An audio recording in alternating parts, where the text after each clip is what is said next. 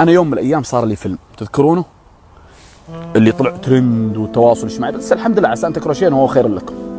المهم طلعوا علي يا جماعه الخير، راح ركبوا علي مقطع ونزلوه في برامج التواصل الاجتماعي وصكوني بهاشتاج ترند ما يقارب 23 مليون تغريده.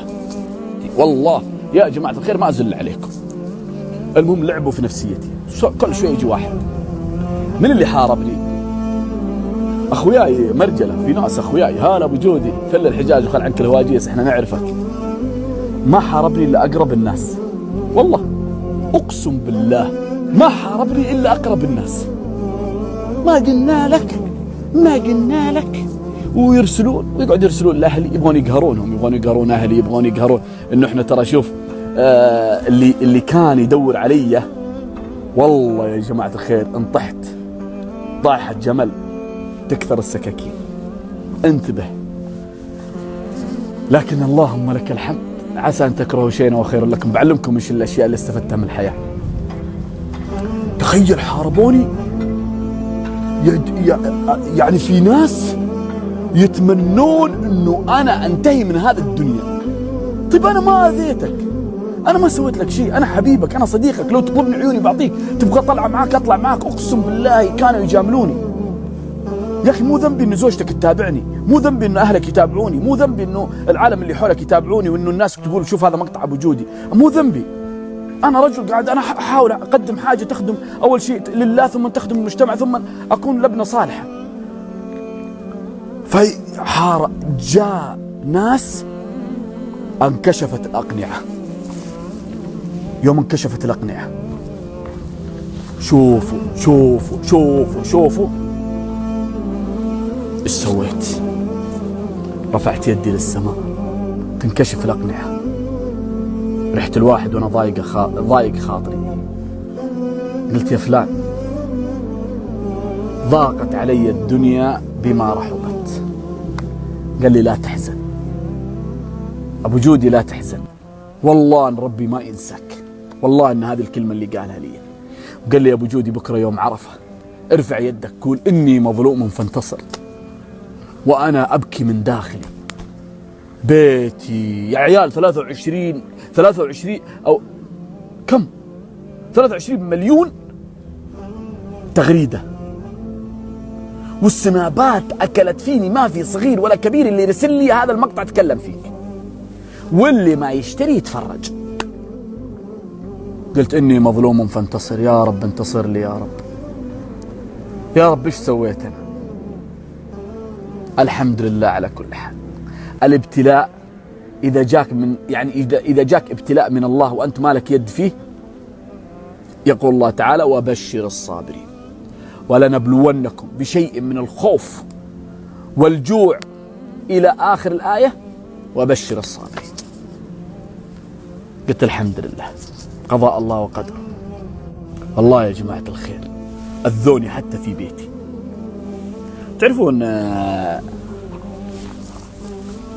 الأقنعة إذا انكشفت مصيبة. تعبت. جاء العيد والله إني ما قضيت لأهلي، قسم بالله عيد الحج ما قضيت ولا عيدنا، أهلي ما يبغوا يعيدون وحالة بقع. تلخبط البيت وتلخبطت الدنيا وأنا نفسيتي شينة، كل شوي واحد يغرد، كل شوي أحد يتكلم. الله يا جماعة الخير وما هي إلا ليالي. اللي دعيته تعرف ايش قلت يا جماعه الخير؟ والله يا جماعه الخير انها دقت علي واحده قالت يا ابو جودي اسالك بالله تسامحني، سامحني يا ابو جودي. قلت خير ان شاء الله. مين؟ قالت انا يوم من الايام تكلمت عليك، انا لما انام اشوف وجهك في صوره وجهك في زوجي، تقول انام انقلب اشوف وجه زوجي وجهك. والله واسال عنها يوم القيامه. يا رب ان كان كذبت دخلني النار. المهم تقول أشوف وجهك في زوجي، سامحني يا أبو جودي. قلت عسى ما شر يا أختي عاد أنا ذكي. قالت تكلمت فيك. قلت يا رب بدأت تضبط. ربي إذا يبغالك شيء واقسم بالله يغير مجرى الكون كله، يقلب الدنيا كلها. خلوني أصير مجنون في الحارة. يقلب الدنيا ربي عشان ينصرك. إني مظلوم فانتصر. والله أن ينصرك الله ولو بعد حين. قال لي ربي دائما أنا أدعي، كنت أدعي في السفر وأدعي في الطيارة وأدعي في المسجد وأدعي يا رب لا يتأخر يا رب، يا رب اللي دعوة مستجابة يا رب، يا رب لا تأخر، خلاص تعبت يا رب، أبغاك تنصرني يا رب، أبغى أشوف عجائب قدرتك في الناس دي.